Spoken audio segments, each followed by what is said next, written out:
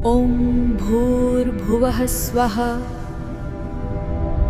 तत्सवितुर्वरेण्यं। क्या होगा अगर मैं आपसे कहूं कि समुद्र की गहराई में एक ऐसी किताब छिपी है जिस पर हनुमान जी की रामायण लिखी है,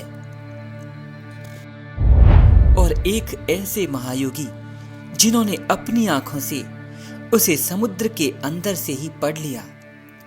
आज हम दुनिया के सबसे रहस्यमयी संत श्री देवरा बाबा जी और उस 9 लाख साल पुरानी हनुमान जी द्वारा लिखी गई उस दिव्य रामायण को जानेंगे जिसे आज तक दुनिया से छिपाया गया। इसीलिए वीडियो को पूरा देखिए। ये घटना शुरू होती है वृंदावन से। श्री देवरा बाबा सरकार अपने मचान पर यमुना जी के किनारे विराजमान थे। श्री बाबा एक ऐसे योगी थे जिनकी उम्र कोई नहीं जानता। कोई कहता है 250 वर्ष, कोई कहता है 500 वर्ष, और कोई अभी तक गणना ही नहीं कर पाया। लेकिन रहस्य क्या है बाबा की उम्र का, ये तो स्वयं बाबा ही जानते हैं। और बाबा कहते थे, बच्चा, मेरा जन्म मां के गर्भ से नहीं, सरयू जी के जल से हुआ था। अब आते हैं कथा की ओर। वे विद्वान जो रामायण के बहुत बड़े ज्ञाता थे, उन्हें गर्व था कि उन्होंने दुनिया की सारी रामायणें पढ़ी हैं।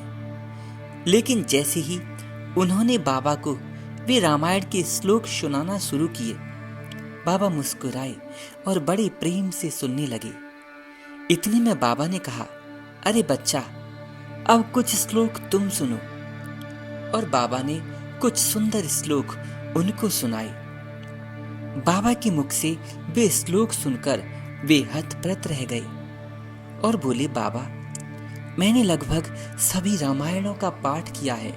300 से अधिक रामायण के ऊपर लेखों को मैंने पढ़ा है, लेकिन जो श्लोक आप बोल रहे हैं मैंने कहीं नहीं सुने और ना ही कहीं देखे हैं। बाबा, आप ये किस रामायण में से बोल रहे हैं? अब आप सोच रहे होंगे कि क्या सच में ऐसा संभव है?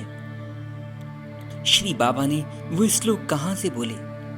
तो बाबा ने कहा, अरे बच्चा सुन, त्रेता युग में वाल्मीकि जी के बाद हनुमान जी ने भी राम जी के प्रेम में एक रामायण लिखी थी, और इसका प्रमाण शास्त्रों में भी है।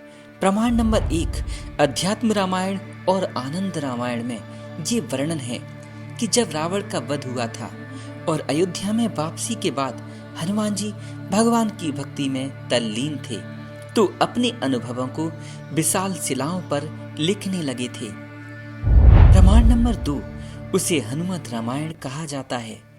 जब महर्षि वाल्मीकि का मिलन हनुमान जी से हुआ, तो वाल्मीकि जी ने हनुमान जी को राम कथा सुनाई, और फिर हनुमान जी ने कहा, महर्षि, मैंने भी प्रभु की एक सुंदर कथा लिखी है।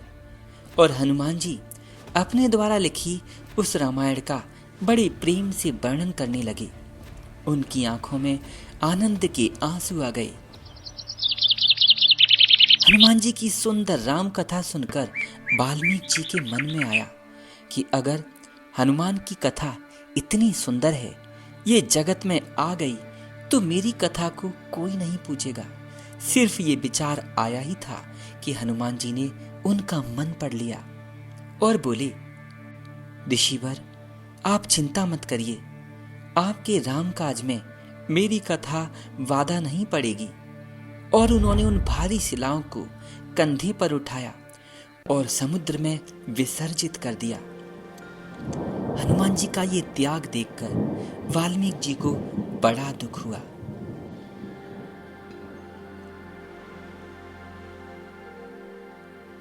श्री देवरा बाबा ये सब बातें बता ही रहे थे और उन्होंने कहा, बच्चा, मैं अभी समुद्र के नीचे उन डूबी हुई शिलाओं को देख करके तुम्हें वो श्लोक पढ़कर सुना रहा हूं। यह आश्चर्यचकित बात है कि बाबा ये कैसे कर सकते थे। इतनी दूर हजारों किलोमीटर जो शिलाएं समुद्र में डूबी हैं, बाबा वृंदावन के मचान से ही वो सब कैसे देख रहे थे? मॉडर्न साइंस इसे रिमोट व्यूइंग कहता है। लेकिन योग शास्त्र में इसे दिव्य दृष्टि कहते हैं। मित्रों, ये सिर्फ कथा नहीं है, ये सत्य घटनाएं हैं।